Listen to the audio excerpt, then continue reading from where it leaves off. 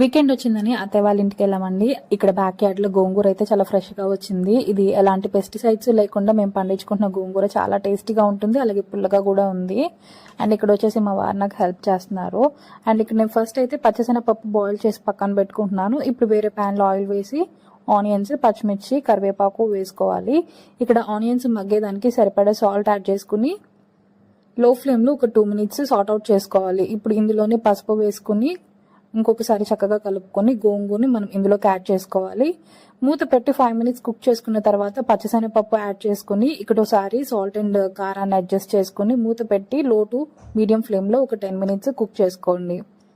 ఇప్పుడు ఇందులోకి మనకి కావాల్సిన పోపు దినుసులన్నీ అరేంజ్ చేసుకుని పోపు వేసుకుంటే యమ్మీ యమ్మీ టేస్టీగా ఉండే గోంగూర పచ్చిశనగపప్పు కర్రీ అయితే రెడీ అవుతుంది. చాలా టేస్టీగా ఉంటుంది. తప్పకుండా ట్రై చేసి మీకు ఎలా కుదిరిందో నాతో కామెంట్ సెక్షన్ లో షేర్ చేసుకోండి.